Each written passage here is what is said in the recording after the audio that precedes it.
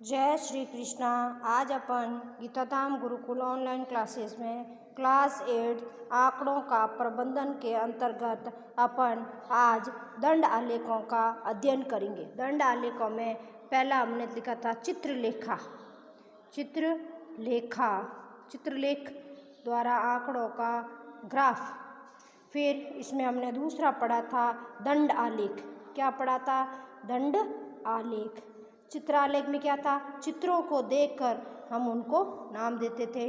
दंड आलेख में हमने क्या किया? इस तरह से डंडे बनाए थे। पिछले वीडियो में हमने दंड आलेख में इस तरह के वीडियो बनाए थे। यह है दंड आलेख। आज अपन पढ़ेंगे द्विदंड आलेख। कौन सा? द्विदंड आलेख। दूसरा पढ़ेंगे द्विदंड आलेख। द्विदंड आलेख क्या होता है? हमें दो चीज़ों की कंपेयर करनी है, तुलना करनी। क्या? तुलना करनी। तुलना करने में हम क्या बनाते हैं? द्विदंड आलेख। जैसे मैंने एक दंड बनाया ये वाला, तो इसी के साथ बनेगा, इसी के कमेंट इसी के साथ बनेगा, ये कहलाएगा द्विदंड आलेख। दो का एक साथ। फिर ऐसे बनाया, फिर इसी के साथ शेड इसी के साथ बनेगा, ये कहलाता है द्विदंड आलेख। कब किस में बनता है? तुलना करने में। फिर चौथा है आयत चित्र। क्या है? आयत चित्र। आयत चित्र कैसा बनता है? देखिए, वही एक्स अक्ष और वाई अक्ष, एक्स अक्ष और वाई अक्ष। आयत चित्र में क्या होता है? सभी बॉक्स, सभी दंड, ये दंड ही तो है। ये क्या है? दंड ही तो है। ये दंड, जब दंड अलग हो तो दंड आलेख, जब दो दंड साथ में हो तो द्विदंड, और जब ये दंड सभी दंड आपस में मिले हुए हो, क्या हुए हो? मिले हुए हो। ऐसे इससे ये मिला हुआ, इससे ये मिला हुआ, ये मिला हुआ, मतलब इनमें गैप नहीं है, सभी एक दूसरे से मिले हुए। ये क्या था? दो ही मिले हुए थे, इसलिए बन गया द्विदंड आलेख। कोई भी नहीं मिला हुआ था तो दंड आलेख, और सभी मिले हुए तो क्या बन गया? आयत चित्र। क्या बन गया? आयत चित्र। जैसे आपका द्विदंड आलेख का किताब में देखिए क्या दिया हुआ है आपका द्विदंड आलेख। क्या कह रहा है द्विदंड आलेख? कह रहा है आंकड़ों के दो समूहों को एक साथ दर्शाने, मतलब दो समूह को, मतलब दो की तुलना कर रहे हैं अपन, दो समूहों को एक साथ दर्शाने वाला दंड आलेख क्या कहलाता है? द्विदंड आलेख। Double bar graph. अब देखिए, जो ये खाली है, जो ये लाल प्लेन वाला, ये जो खाली बॉक्स है, वो आंकड़े किसके हैं? 2005 और 6 के। जो काला वाला है वो किसके आंकड़े हैं? 6 और 7 के। दो की कंपेयर कर रहे हैं अपन। अब यहाँ क्या लिख रहे हैं? विषय। एक्स अक्ष पे क्या आ रहे हैं? विषय। और वाई अक्ष पे क्या आ रहे हैं? एक विद्यार्थी द्वारा प्राप्त किए गए अंक। एक विद्यार्थी द्वारा प्राप्त किए गए अंक। पहला सब्जेक्ट है गणित, सामाजिक विज्ञान, विज्ञान और अंग्रेजी। गणित, सामाजिक विज्ञान, विज्ञान और अंग्रेजी। अंक कितने हैं? 10, 20, 30, 40, 50, 60, 70 और 80। अब 2005 में उस बालक के गणित में कितने नंबर आए? ये देखो, 2005 है ये वाला, 5 और 6 क्या है? प्लेन वाला है ये वाला। तो 2005 में उस बालक के गणित में नंबर आए कितने? 30। ये 30 का है ना, ऐसा मैच कर रहा है यहाँ से 30, तो उसके कितने नंबर आए गणित में? 30। इसी तरह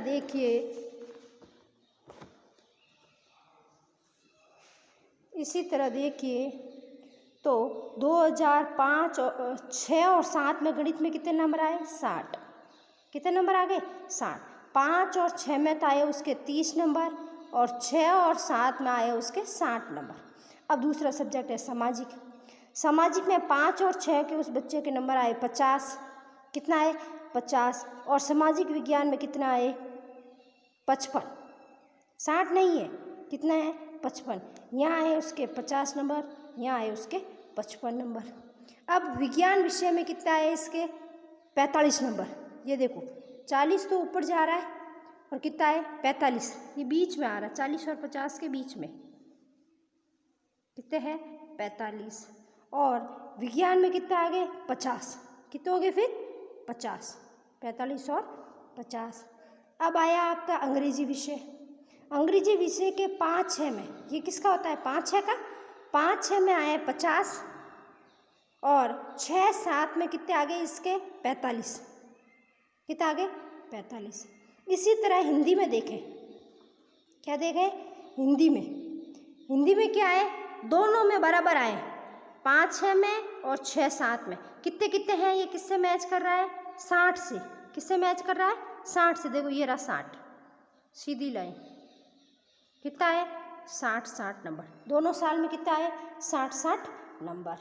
अब हमें इस प्रश्न में क्या पूछ रहा है, ये प्रश्न पूछ रहा है अपन को कि देखिए पहला प्रश्न, इस द्विदंड आलेख द्वारा क्या सूचना दी गई है कि 2005, 6 और 6-7 में विद्यार्थी द्वारा विभिन्न विषयों में प्राप्त किए गए अंकों की तुलना। तो 5-6 में कितने मिले उस सब्जेक्ट में और तो 6-7 में कितने मिले, बड़े हैं कि घटे हैं, वो इस ग्राफ से हमें पता चल रहा है। किस विषय में विद्यार्थी के प्रदर्शन में सबसे अधिक सुधार हुआ, मतलब 5-6 में कम था और 6-7 में बहुत ज़्यादा बढ़ा है। अब देखो यहाँ गणित में कितने थे 30 और 6-7 में बढ़ के कितना हो गया 60, मतलब कितने नंबर का गैप था 30 नंबर का, 30 नंबर बढ़े गणित में। तो इसमें देखो कितने थे 50 और 55, 5 नंबर ही बढ़े, 45 50 5 नंबर बढ़े, 50 45 कम हुए और ये बराबर ही रहे। इसका मतलब सबसे ज़्यादा किस विषय में सुधार हुआ, गणित में। तो इस विषय के विद्यार्थी के प्रदर्शन में सबसे अधिक सुधार हुआ किसका, गणित का, किसका, गणित का। अगला क्या कह रहा है, किस विषय में प्रदर्शन में गिरावट आई, कम किस में आए, 5-6 में 50 थे और 6-7 में 45 आ गए, तो कौन सा सब्जेक्ट है, अंग्रेजी। ये देखो 5-6 में 50 थे और 6-7 में कितने हो गए 45, तो किस विषय में गिरावट आई, अंग्रेजी में। किस में गिरावट आई, अंग्रेजी में।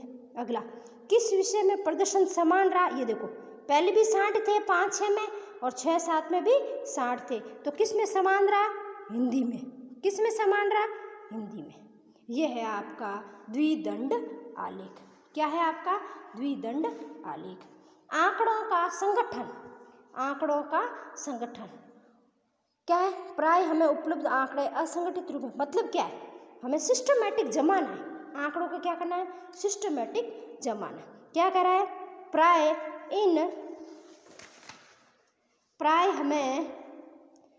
प्राय हमें उपलब्ध आंकड़े असंगठित रूप में प्राप्त होते हैं, जिन्हें यथा प्राप्त आंकड़े कहते हैं।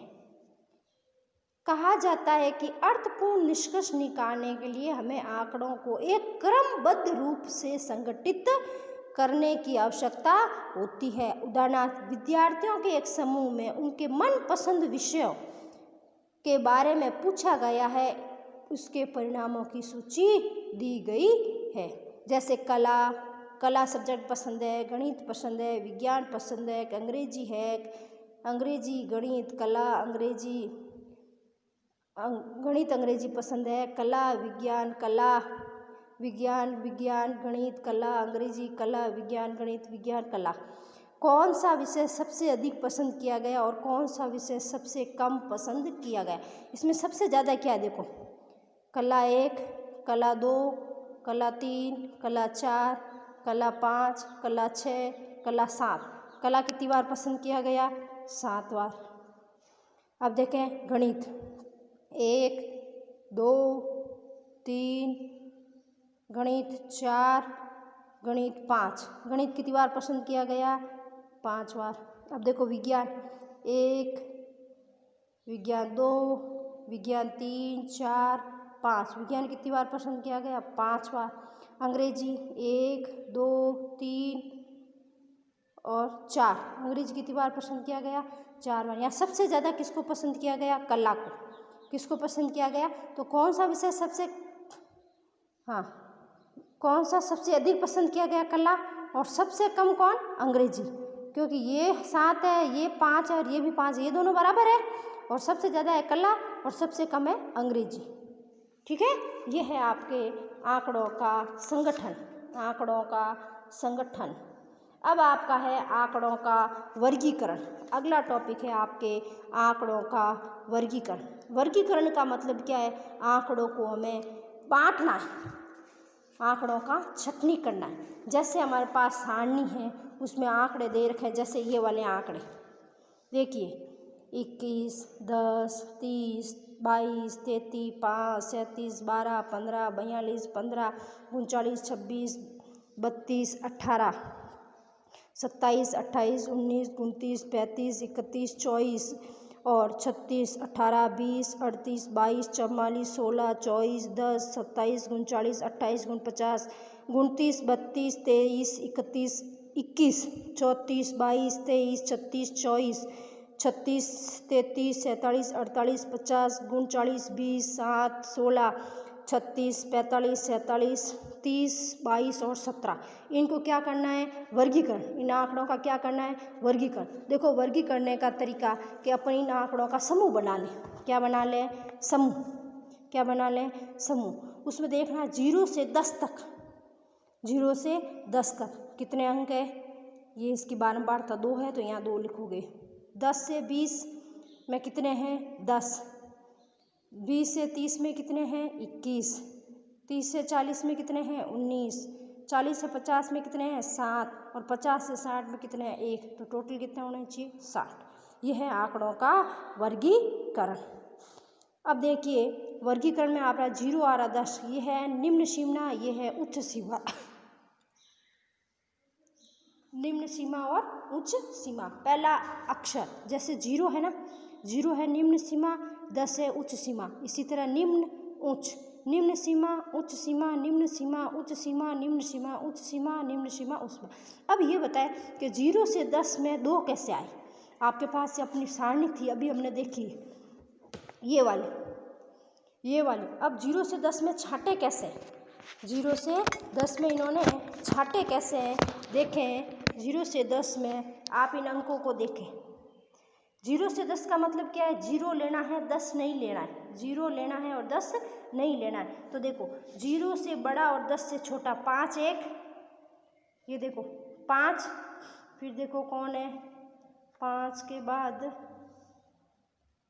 5 5 5 के बाद देखें वापस आ रहा आपके 5 के बाद ये आ रहा है 7।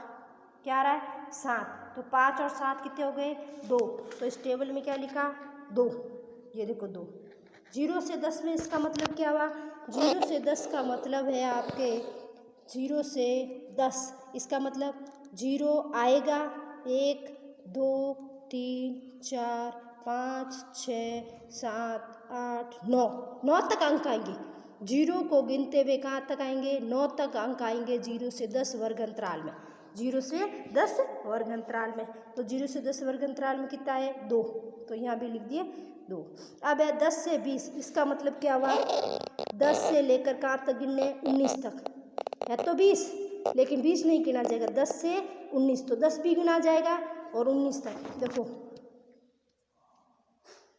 ये देखो 10, फिर देखो 10 10 10 12, 2 2 15, 3 3 3 4 4 4 5 5 5 5 5 के बाद देखें 6, 20 नहीं गिना जाएगा ना, 6 7 8 8 8 8 8 8 8 8 8 8 के बाद 8 8 9 16 गिना जाएगा। 9 और 1 10, कितने हैं? 10। अब 10 लिखने का तरीका देखें। 10 लिखेंगे कैसे? इधर देखें आप 10, 1 2 3 4 और ये होता है 5 6 7 8 9 10, ये 10। 4 सीधी लाइन खींचनी है, 4 के ऊपर एक काटती हुई क्या लिखनी है? 5। तो 5 और 5 कितने हो गए? 10। तो ये क्या कहलाती है? सारणी। बारंबारता बंटन सारणी। बारंबारता बंटन सारणी। बारंबारता बंटन सारणी ये कहलाती है बारंबारता बंटन सारणी, जो आपने 8th में भी की है। बारंबारता बंटन सारणी कितने हो गए? ये हो गया आपके 10 से 20 में कितने? 10। अब है 20 से 30 में, 20 से 30, इसका मतलब क्या होगा? 20 से कितने तक? 29 तक गिनने। 20 से 29 तक गिनने। देखिए 20 से 29 गिने, ये देखें आप, हाँ 20 गिनना है, 20 से 29 करना है। ये कितना है? 21। 1 30 नहीं गिनना है। 2 2 2 2 2 2 3 3 3 3 4 4 4 4 5 6 7 8 8 8 8 8 9 10 11 12 13 14 15 16 17 18 18 19 19 19 19 कितने हो गए? 19। और 19 के बाद 20, ये 22 भी है। 20 और एक कौन सा छूट गया? 20 और ये 21। कितने हैं? 21। अब 21 को कैसे लिखेंगे? 20 से 30 में, अपन को 20 से 30 में ढूंढने हैं, तो 21 को कैसे लिखेंगे? वही 5 का बनाना है। 1 2 3 4 5 6 7 8 9 10 11 12 13 14 15 16 17 18 19 20 और एक 21। तो इसकी बारंबारता कितनी आ गई? 21। इस तरह से इस सारणी को पूरा किया जाएगा। ये है आपकी सारणी, इसको पूरा किया जाएगा। ये है आपकी कौन सा? आयत बारंबारता सारणी। अब आपको ये सारणी दी हुई है, इसको देख के आपको उत्तर बताना है। यह है आपका करो और सीखो का। क्या कह रहा है कि निम्नलिखित बारंबारता बंटन सारणी का अध्ययन कीजिए और उसके नीचे दिए हुए प्रश्नों के उत्तर दीजिए। वर्ग अंतराल दे रखा है 100 से 125 रुपये और बारंबारता कितनी है? 45। कितनी है? 45। ये दे रखा है आपके, ये है पैसे और ये है इनके श्रमिकों की संख्या। वर्ग अंतराल की माप क्या है? देखो 100 से 125, 100 से 125 कितना फर्क है? 25 का। वर्ग अंतराल का माप कितना है? देखो 125 से 150 अंतर कितना है? 25 का। कितने का है? 25। वर्ग अंतराल की माप क्या है? 25। किस वर्ग की सबसे अधिक बारंबारता है? किस वर्ग की सबसे अधिक बार, मतलब यहाँ सबसे बड़ा अंक कौन है? यही बारंबारता है ना। बारंबारता कितने है? सबसे अधिक बारंबारता कितनी? 140 ही है ना। यहाँ 45 25 55 125 140 55 35 50 भी सबसे अधिक कौन है? 140। तो 140 का वर्ग अंतराल क्या है? 200 225। इसका क्या उत्तर होगा? 200 225। अगला, किस वर्ग अंतराल की सबसे कम सबसे छोटा अक्षर कहाँ है? ये देखो 45 25 55, सबसे छोटा ये रहा 20। सबसे छोटा क्या है? 20। 20 का वर्ग अंतराल क्या है? 300 से 325। 300 से 325। अगला क्या करा? वर्ग अंतराल 250 से 275 की उच्च सीमा क्या है? वर्ग अंतराल 250 से 275, 250 से 275 उच्च सीमा और निम्न सीमा। देखो निम्न होती है आगे वाली लोअर लिमिट और पीछे वाली होती है upper limit. Lower limit of upper, lower निम्न सीमा और उच्च सीमा। हमें क्या पूछ रहा है? उच्च सीमा मतलब आगे वाली। उच्च सीमा कितनी है? 275। कितनी है? 275। अगला, किन दो वर्गों की बारंबारता एक जैसी? ये देखो देखो ये 45 25 55, ये रे देखो 55, यहाँ भी 55 और यहाँ भी 55 है, दोनों जगह 55 है। यहाँ 55 किसका है? 150 से 175 का। और यहाँ 55 किसका है आपका? 225 से 250। ये था आपका 150 से 175, 150 से 175। और दूसरी सीमा क्या है 55 वाले की? 225 से 250, 225 से 250। ये है आपकी करो और सीखो का पहला क्वेश्चन।